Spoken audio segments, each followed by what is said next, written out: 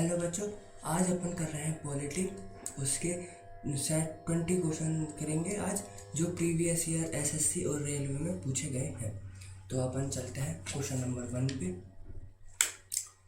Which article of constitution of India provides provisions for employment of the same person as a governor of 2 और more states.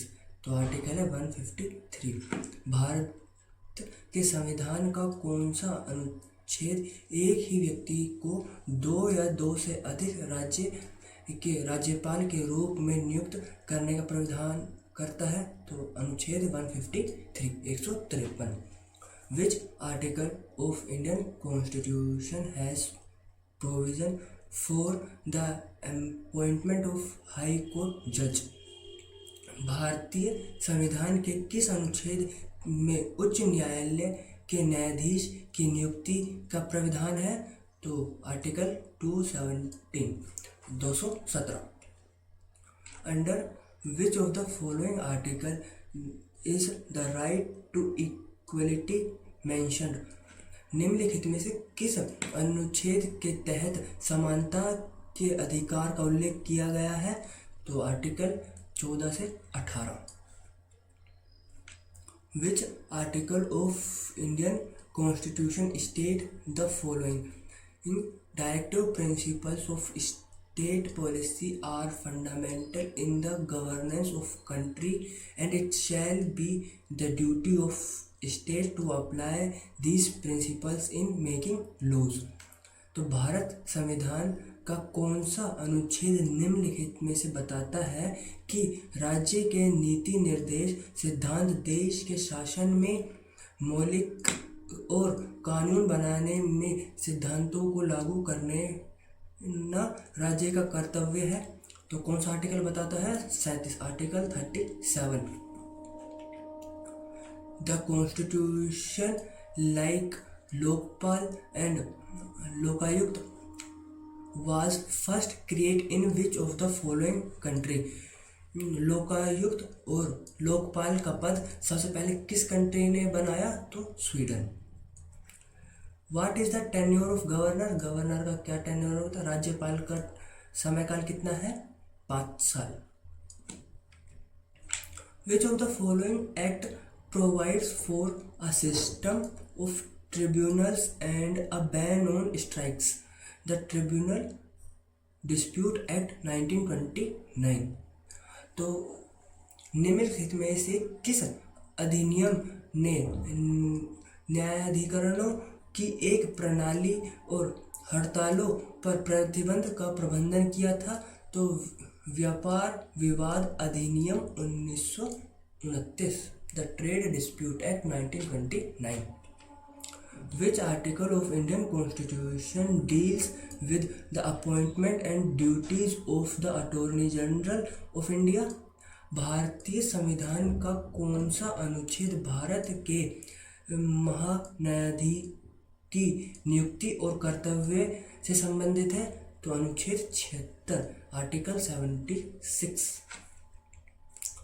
Which article state that it shall be the duty of every citizen of India to aid by the Constitution and respect its ideals and institutes, the national flag of the national anthem? कौन सा अनुच्छेद बताता है कि भारत के प्रत्येक नागरिक यह कर्तव्य होगा कि संविधान का पालन करे और उसके आदर्शों और राष्ट्रीय ध्वज और राष्ट्रीय गान का सम्मान करें? तो कौन सा आर्टिकल बताता है कि अपन को अपना नेशनल फ्लैग और नेशनल एंथम की रेस्पेक्ट करनी चाहिए? तो आर्टिकल 51A का सब part A. Which of the following is not a feature of the contingency fund of India? निम्नलिखित में से कौन सा भारत की आकस्मिकता निधि की विशेषता नहीं है? तो क्या नहीं है? Allowance and emoluments of presidents are charge under it. राष्ट्रपति के भत्ते और परिलम्बियाँ इसके अंतर्गत नहीं आती। Which of the following article of Indian Constitution of India provides for the promotion of international peace and security? तो भारत के संविधान के निम्नलिखित में से कौन सा अनुच्छेद अंतर्राष्ट्रीय शांति और सुरक्षा को बढ़ावा देता है? तो article 51, article 51। Which of the following article of the constitution of India provides for the promotion and international peace and security? International peace और सिक्योरिटी के लिए कौन सा आर्टिकल है? Article 51। The Indian constitution originally constituted how many articles? कितने articles थे? 395। जब अपना भारतीय संविधान बना तो उसमें प्रारंभ में कितने आर्टिकल थे? Article 395। Which of the following correctly describe the nature of Indian constitution? निम्नलिखित में से कौन सा भारतीय संविधान की प्रकृति का सही वर्णन करता है? तो ये न ही कठोर है और न ही लचीला, नाइदर रिजिड नॉर फ्लेक्सिबल, मतलब इसको मेंड करना बहुत कठिन है। The universal adult franchisee in Indian Constitution is applicable to Indian citizen at the age of 18। भारतीय संविधान में सार्वभौतिक वयस्क मताधिकार किस आयु तक है? तो आयु है 18। The model of quasi federal form of government in Indian constitution is borrowed from which country?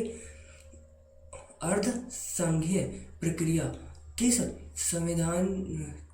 देश के संविधान से ली गई है? तो कनाडा से ली गई है, quasi federal form of government. The model of quasi federal, ये रिपीट हो गया क्वेश्चन, कहाँ से लिया गया? कनाडा से। From which of the following country has the Indian Constitution borrowed the concept of concurrent list?